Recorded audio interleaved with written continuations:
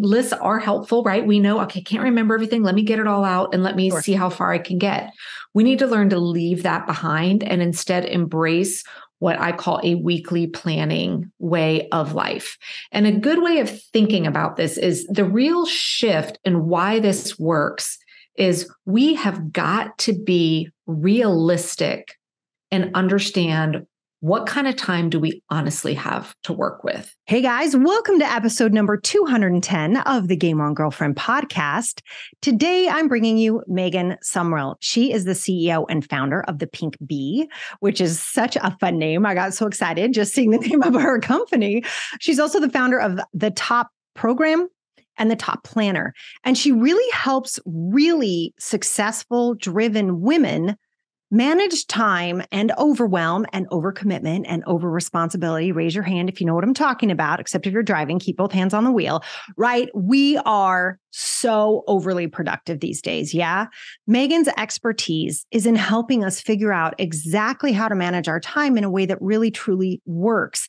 I was so excited to hear this. As you guys know, I dive in deep into time abundance inside the Abundance Academy. I'm a huge fan of time audits and understanding where our time goes, so we don't feel this massive overwhelm. And I think the way that Megan describes it is so beautiful and so tangible. You know, sometimes you hear somebody talk about management and success and like, you got to know where your time is, but it feels overwhelming in and of itself, right? Megan's a genius at this. And after doing this in the tech world for over 20 years, where she would help organizations understand technically where there were time leaks, where there were efficiency leaks, she did that in her own life and other people started to notice. And I love bringing you stories about businesses that started out of someone's organic problem-solving skills, right? Like they figured it out for themselves and then people are like, what did you do? Show me.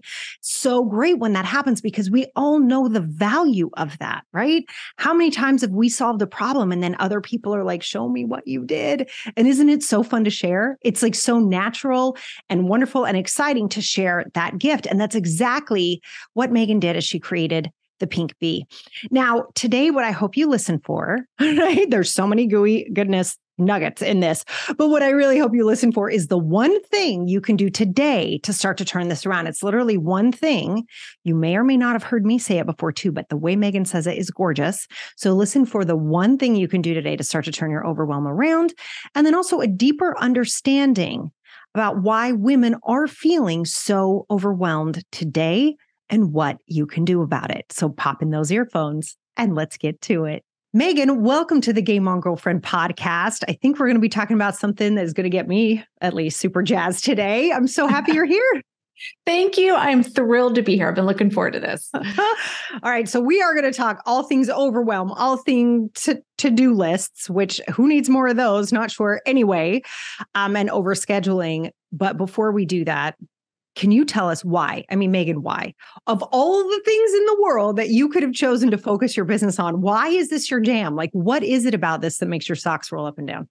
Yeah. And honestly, this was not something I intentionally said, I am going to leave my 20-year career and do this. I had a personal need that started me on this journey of creating my proprietary time management system. People started noticing a tremendous shift in me, started asking for help. And then when I saw their lives change, both mentally, physically, all of that, and heard their stories of just the tremendous impact that it had on them, that was it. So for me, it is a race against time to say, how many lives can I touch? How many people can I help live a life that feels good while still having whatever their version of success and happiness is? I love that. I love that because it is sometimes it finds us, right? Like you have a conversation with someone and they start exploding or changing or doing, you're like, wait, that's what I would say. As a coach, our job is to affect human behavior. If you can't affect human behavior as a coach, yikes, right? So if you can watch that happen before you even technically launch this and start this and do this, it's so amazing. Yeah. And I just want to make sure I understand, Megan. So you were like high-powered, going for it, super intentional, maybe a little bit overscheduled, overworked, overwhelmed, right? And you started to make changes that other people notice. Is that actually how that worked? Yeah. And for me, Okay. it was, the big shift for me was then bringing motherhood into the picture. I'd had to start a family later in life. I'd been in the IT, corporate IT space for over 20 years, had worked my way up to executive levels. And I mean, I loved what I did. But adding motherhood into the mix just created another level of stress and anxiety around time. Mm-hmm. And I can remember a couple of pivotal things happening, one being the phone call from the preschool, come get your kid, but you have an important presentation in 10 minutes and your spouse is out of town and you have no one to call for help. Lots of little things like that leading up to the day. A complete stranger just asked me innocently in the park, what do you do for fun? Oh, And I didn't have an answer. oh my God. I literally just got head to toe chills. Yeah. Wow. And so that kind of Wow. set me out on my own personal journey to say, this isn't sustainable. This isn't working. Well, it's interesting. I think often I have so many women on the podcast who motherhood was like, it was the ignition of the flame. And I say this often, but I feel like I love how you love structure, but you buck the overall structure, right? Like that, the way other people are structuring things may not work for you to find your own structure, right? And sort of giving us all permission to do that. And I was so over structured that it was, to a detriment, right? Like if one domino fell, then they all, like the downstream effect was just horrific. It's a nightmare. So, I mean, it really, that kind of, that started me on my journey of saying this isn't sustainable. And so, the irony of it all was this is what I did for a living. I would go into organizations and say, we got to scrap the way you are planning that, building and delivering your software to get it done in more efficient ways, better, faster, cheaper. So I was like, Megan, you've got 20 years of training and expertise in this. Like, let's take ourselves on as a client and look at our life, my life personally, initially, and all the responsibilities that came with it to say, how can I manage this better, faster, cheaper? And so, and I always like to kind of let people know about that. Cause I think when people hear, oh, this is someone who's going to come in and talk to us about time management and better time, there's a little bit of an eye roll, like, oh, are we just going to hear about their schedule at home? And that's not at all what this is about. This system that I've developed is based on years of training, education, a bunch of nerdy certifications, a lot of brain science. And it is a framework that the framework gets to stay the same for everybody, but you bring your own unique inputs, meaning the reality of your life, how crazy and whatever it is.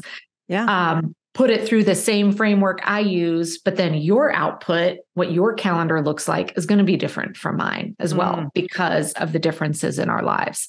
But that's so what makes this so cool to lean into, because you can have it for the rest of your life. Yeah. Yeah. And I think what I'm hearing too, I think the system you bucked, right? Of like, and then like I said, motherhood seems to be the wait a minute moment for so many women. Like, hold on, who built this structure and who does this work for? And what is happening right now? That kind of awakening moment is that structure has everybody go in and expects all the results to be exactly the same. Whereas it sounds like what you built really is everything gets to come out based on the individual and based on what they put in. Yeah. And this kind of leads into like, why so many women are so overwhelmed today is because so many of the traditional time management, productivity, et cetera, systems work great in a 9-to-5 corporate setting where you leave your life, you walk into your work environment, you get to put that focus on for 8 or 9 uninterrupted hours where you're not, handling anything else but work. And then you leave and you have your set bucket of time and all of that. And those systems work great there. But the reality is today, the world has changed so much that unless you are still in that system, which is very hard to find, they're not working, right? Yeah. So we have the introduction of technology, which is a blessing and a curse when we don't know how to handle it well. We're so used to constant access that we don't have separation of work and home anymore, right? I mean, I used to leave the office and no one would call me at night, and we didn't even have laptops, right? Well, that's gone away. And then now it started even pre-2020, but then during and post-2020, people that were living a little bit more of that separate home versus work life. So many people now are working a hybrid model where they're working from home a couple days a week or part-time or this or that. And so this mesh of personal life, home life, and work life, the traditional time management systems don't take that into account. Right. Because is my family really going to leave me alone for 8 or 9 hours and not interrupt me? Like, they are not. No.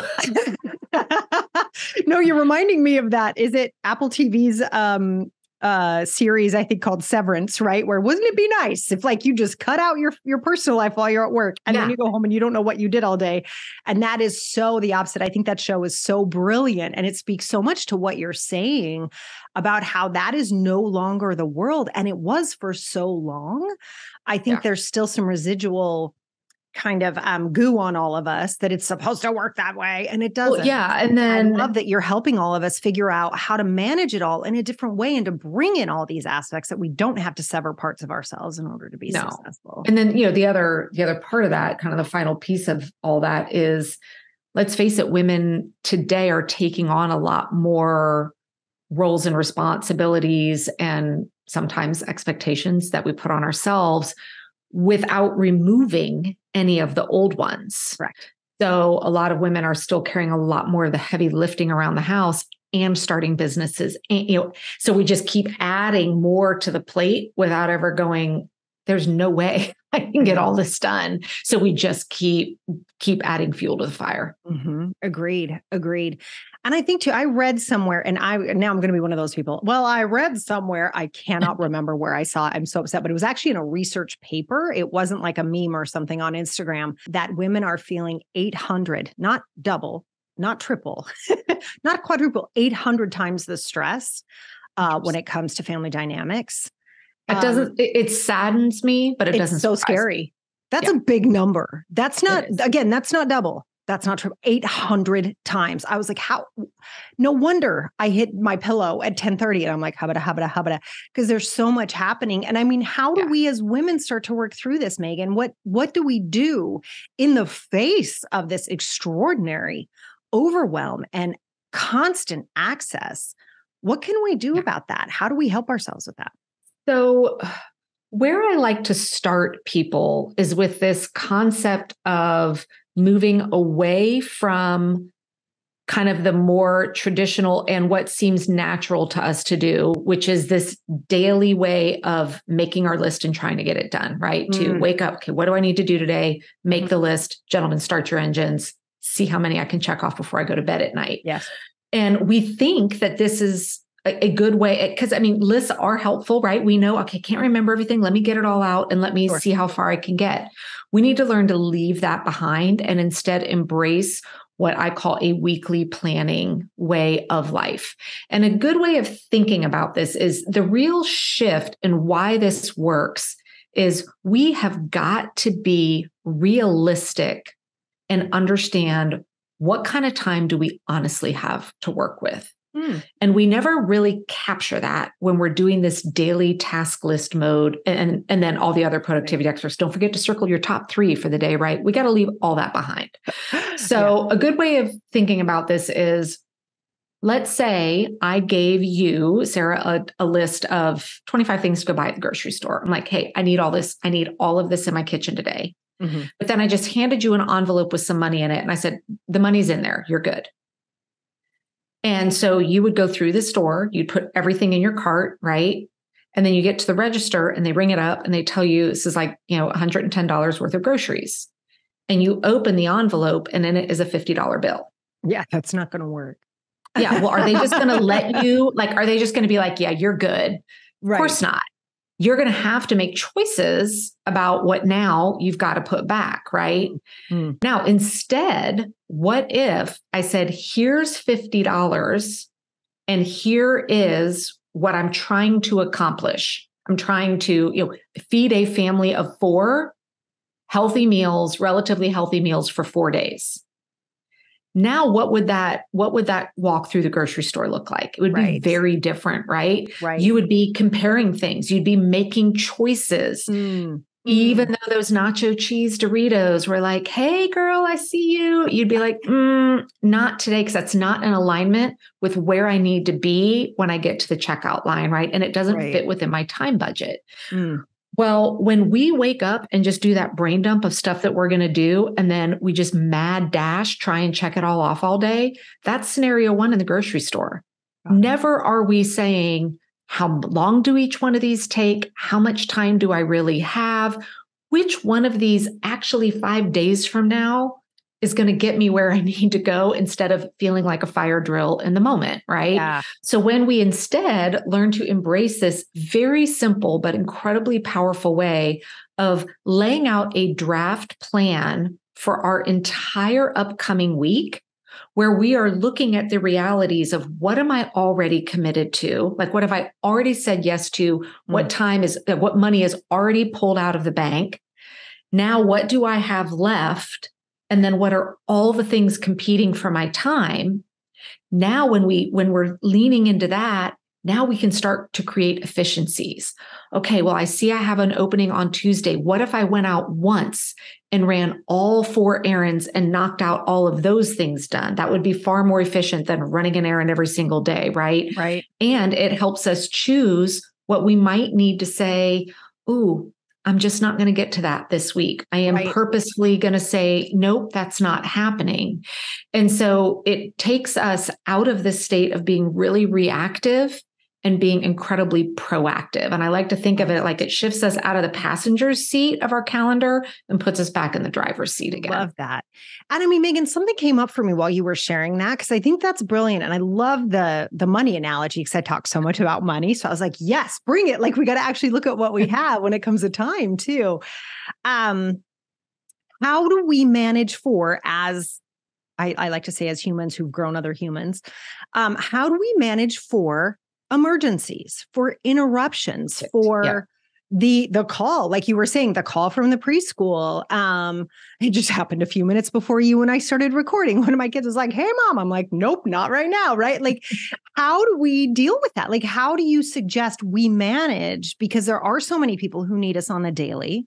There's so many things we cannot predict. What do we do with that? How can we help manage that a little bit better? Great question. And I like to call this planning for uncertainty. Okay. And I think the more, it's kind of counterintuitive, because the more we have, and we all have different stages of life where there's a ton of uncertainty or a lot of pop-up stuff that we don't know about, right? And we ebb and flow in different stages throughout that. And our knee-jerk reaction is, the more kind of out of control or unpredictable our life or calendar is, the more we think there's no point in planning. When the reality is, the more uncertainty we have, the more we need the plans. So there is this concept that I like to teach that is called planning for uncertainty. And what it ultimately results in is, through some very simple tools, one of them just being a time audit for yourself. And you need to do it in a regular week of life, not a week you're on vacation or something, right? But just a normal, like, ho-hum week around, is to actually track over the course of every day for a week, how much time did you spend doing things that you had no idea were coming, right? So how much of your average day or week was consumed by tasks that came at you that you didn't know were coming, but truly had to be addressed? How much time was consumed by, the call from school, and now it's the interruption, and now what you were going to do got hijacked by doing something else? And we can start to see, when we track this over a week or two, we can typically start to see a pattern emerge of at least getting a ballpark of how much time per week. Trying to do it on the daily can be really tricky, because usually we'll have a day that, the wheels completely fall off, and then one that's great. So that's why I tell people, like, do it over the course of a week. And like, I am at a stage in life right now where, when I analyze and look at how much of my time is taken each week for things I had no idea was coming, it's usually around 5 to 6 hours. Wow. So because I know that, when I am creating my plan for the week, I make sure that I have space in my calendar at least 5 hours of white open space that is reserved for the things that I don't know that are coming. So great. So that if it's, Monday morning and the car breaks down or whatever, and I was supposed to be doing something during that time that's now being consumed handling this emergency, what I was going to do during that time, I see, well, great. Can I move it into some of that open space I saved for myself this week? And so the step one really is getting that understanding of how much time do you need. There have been stages in my life where I've needed more than that. And there have been stages where I need a lot less. Like summertime, I need a lot more. Yes. Typical school schedule. Interestingly, I need less, except for the winter months, because everybody gets sick then, right? Everybody gets sick. You got the holidays, the changes in school schedules, all that kind of stuff. Yeah. Yeah. And so when I see, and what this does for me is now when something pops up and it's like, well, there goes that. Instead of now, my old options were stay up late, wake up early, or work all weekend to try and get caught up right. Now, instead, I can go, well, all right, where can I move this? How do I move the pieces around this week to still make everything work? And then what happens is maybe you have one of those magical rainbow unicorn weeks where very little comes in. Yeah. And all of a sudden you're looking at your what you'd planned for the day, and there's one of those big white spaces that you didn't have to like reshuffle around. To me, that's like a little gift from the planning gods going, here you go, do whatever you want. Right? I wouldn't say little. That's a huge gift, right? Like an hour of free time where you're like, wow, I didn't know this was coming. I am going to do whatever I want. Maybe I'll work ahead if I'm feeling it. Right. Maybe I'll, binge an episode of a show that I missed, and I'm going to do it guilt-free and stress-free because I'm not worried about playing catch up or what's to come because I've got space for all that in my calendar. That's brilliant, Megan. I love that. That's so good.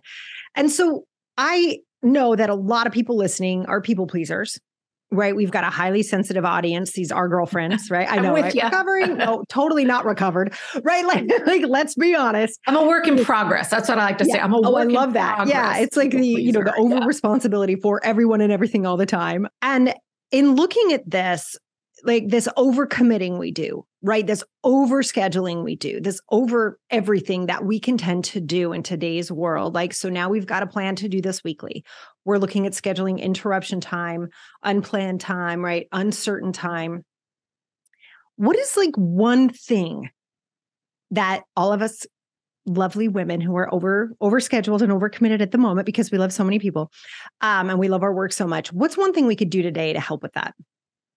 So aside from leaning into weekly planning, one of the things that can help reduce nonstop interruption, lack of focus, because the more we get interrupted, the more our focus gets drawn, right? Whether we realize it or not, the more our stress levels rise. And when our stress levels rise, everything falls apart. We get irrational, we make bad choices with time. Hypothetically, I might lash out at my loved ones, all that starts to happen. And so I always love to tell people the quickest win that you can give yourself today is to program your mobile devices so that they only talk to you when you've deemed it important enough to interrupt you. Yes. So what do I mean by that? Our technology is so advanced, we can control every element of our mobile device. So I have every single notification turned off on my phone. It doesn't even make a sound or flash because people are like, oh, I have the sound off, but then that light's coming. Yeah. That's just as bad. But people will say, I can't do that because what if the school calls? Maybe you're a caregiver for your parent. What if my parents need me? You can set up your phone and a quick Google search will tell you exactly how based on your actual mobile device. But you can set it up so that you can have everything silent except for the things you've said, no matter what, ring. Mm-hmm. So for me, and then you communicate that to your loved ones. So like my family knows, feel free to text me anytime you want. You're never going to interrupt me because it's never going to make a noise. If you need to reach me, call me. And so I can set up my phone so that it's just those specific people if they call, or the school, or your boss, whoever you want to put on that list. So it's almost jarring when my phone does make a noise. It's like, oh, like this Right. is urgent. But then what's also nice is because we can get the whole family working that way, right? If my phone rings, instead of a family member or loved one being annoyed that I'm going to get to my phone, they're like, oh, mom, you better get that. That's important. So good. Yeah. And we can all learn to do this. And most people are like, oh, but I'm going to miss something. But then you just have like, I've set times in the day where I sit down, pull it out and say, okay, what messages have come in? And now let me respond to them all at once. And now I can walk away for another 3 or 4 hours without worrying that I'm going to miss what's important. And it is life-changing when you can truly disconnect from your device and not be worried about missing something that you've decided is important enough to interrupt you. Love it. I love it. It's almost like, I think what I'm hearing too, Megan, and almost everything you're saying is, I think this just came to me, so bear with me. But like, I feel like we've been set up to be overly responsive and to feel this incredible responsibility to be at the beck and call of our world. Forget even just the people, our whole world. The whole world is that way. I mean, for everything, right? Amazon Prime, I want it right now, right? we're accustomed, and the universe is accustomed to that. Yeah.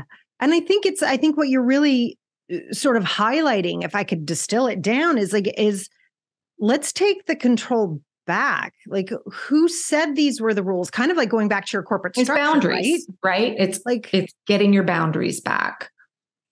Yeah. And who said that it has to stay this way? So it was built this way, but was also built with fail safes.